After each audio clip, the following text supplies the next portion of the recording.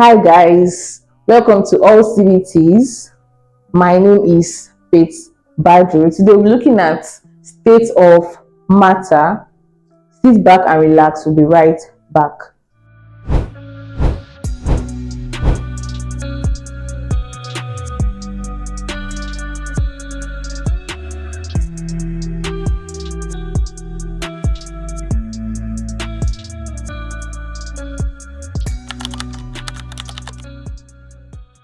Now we have heard of matter. We know that matter is anything that has weight and occupies space. Matter is anything that has weight and occupies space. Now, what we're looking at states, it means that what are these matters?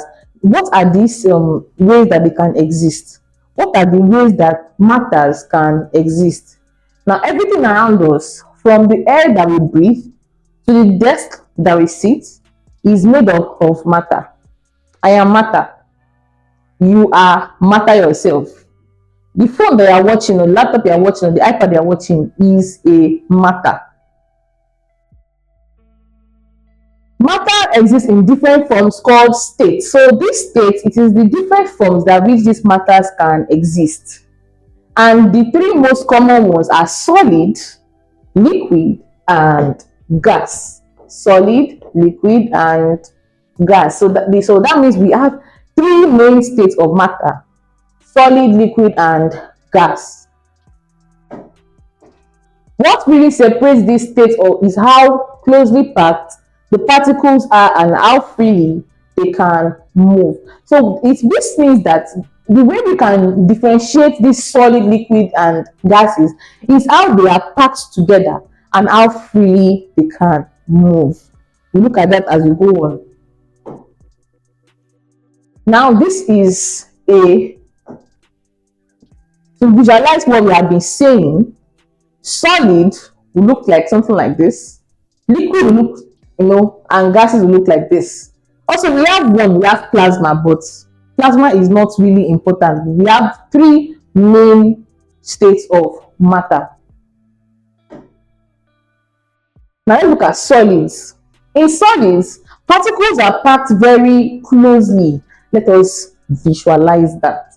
It means that these solids will look like something like this.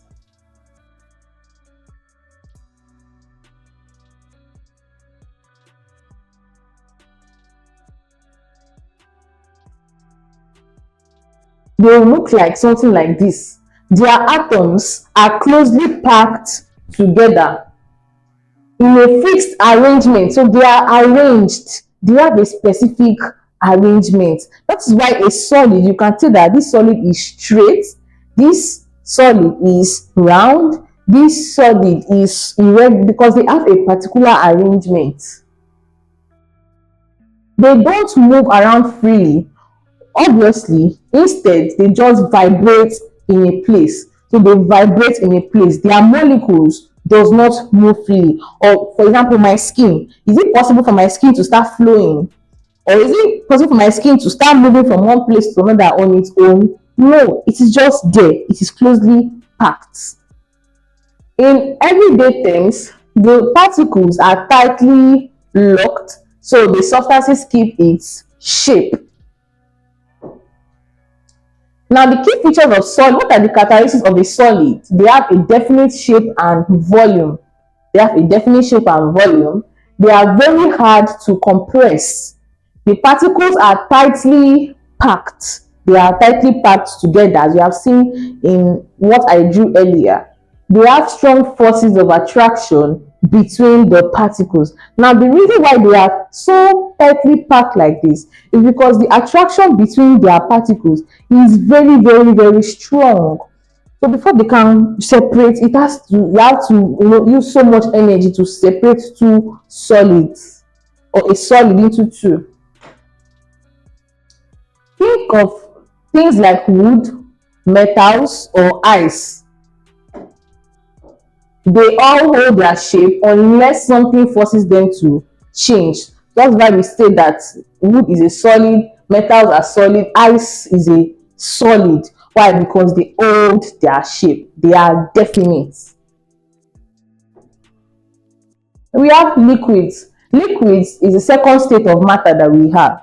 Liquids are a bit more flexible. Now, liquids look like something like this.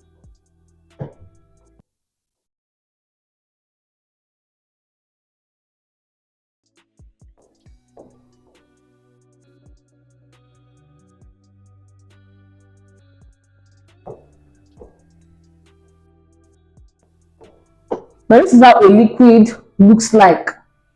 The particles are still close together. As you can see, they are still close together, but they are not fixed in one position. It means that now this one can be here. If they vibrate, they can slide. That is the word. They can slide past each other. And the idea is that the particles are close, but they are not stuck, so the liquid cannot flow. So they are close together, but they are not permanently stuck like solid. These ones, they can slide and glide with one another. Now, characteristics of liquids are they have definite volume, but they don't have a fixed shape. Instead, they will take the shape of their container. That is why a liquid, when you pour it in a square container, you can see that that liquid has the square shape. If you pour it in a cylindrical container, it has a cylindrical shape. If you pour it in a spherical container, it is spherical, so on and so forth. Slightly compressible, it can be slightly compressed. It has a moderate forces of attraction. Unlike for solid, that the attraction is very, very strong, these ones are just moderately strong. That is why water pours easily and takes the shape of any cup or bottle that you put it in. Now we have gases. Gases look like this.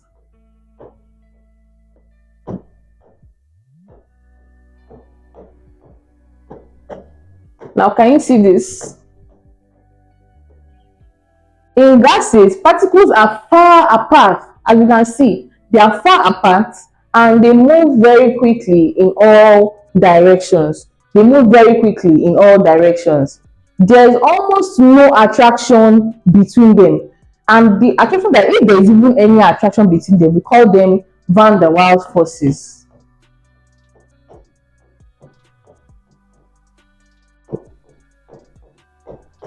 And they are weak forces of attraction. So they have little or very weak forces of attraction. These particles are free and they spread out, so the gas fills any space available. For example, in your chemistry lab, if you are working with H2S gas, now H2S gas smells like rotten egg. Now it does not take 1 second for this gas to just diffuse. Why? Because the particles are very loose. But imagine if you have a smelly water, maybe a polluted water, and you just put it somewhere, and if you open it, yes, it might smell, but you have to like go closer before it can actually smell. And even if it's smelling, it's not really smell that bad till it now pours on you. It's not that's when you know that it's smelling very well. That's the difference. Now, in fields of gases, what are the characteristics of these gases? No fixed shape or volume. They don't have any fixed shape or volume. They are highly compressible. The particles move rapidly and randomly. They are random in motion. It is these gases that birth the kinetic theory. Very weak forces of attraction. Air is a good example. Air is a good example. You can't see it, but it's everywhere and it expands at any space. So we have seen, so this is a very quick comparison, the property, the solid, liquid or gas. Now, shape. The shape of solid is fixed. Why for liquid is not fixed, for gas is also not, because we can tell that state 4 differences between solid, liquid and gas, or you can say state 4 similarities, same thing. Now for volume, the volume of the solid is fixed, The volume of liquids is also fixed, but the volume of gases are not fixed.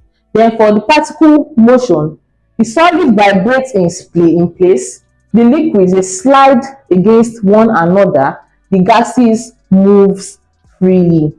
Compressibility for solid is very low, it cannot be compressed. Liquids low, while gases very high, they are very compressible. For example, ice, water and steam. Now ice is when water is in the solid state, water is in the liquid state, steam is in the gaseous state. So when ice, water and steam are all forms of the same substance, that's H2O, but in different states, they are in different states. Ice is solid, water is liquid, and steam is gas. The difference comes from how much energy the particle has. Now, solid ice does not have any heat energy, but when you now apply heat energy to this ice, it will melt, it will turn to water, to liquid. Now, that's what liquid, when you now add more heat energy to it again, it will now get to steam. That's why they said it's depending on how much energy the particles have. Example 2, a balloon filled with air shows how gases behave. The air spreads out to fill the balloon completely, and if you squeeze it, the gas compresses easily. It means that your balloon, even when you squeeze your balloon, it will not really just get burst. It will not burst. Why? Instead, air can be compressed. That's what they're not trying to say here, that it can be compressed easily. Now, for your assignments, explain why gases are more compressible than solid and liquids. Describe the movement of particles in solid, liquids, and gases. Now, this assignment, make sure you drop your answers in the comment section. And if you have any question, make sure you drop your questions in the comment section. We've come to the end of our class. Have a very nice day and see you in our next class. Hi, I'm sure you enjoyed the video you just watched. To see more content as that, prepare you for your upcoming exam, make sure to smash the subscribe button and turn on notification. Also, remember that you can use the comment section to send us your questions or your inquiries, and we are happy to take them. I'll see you in the next video. Bye.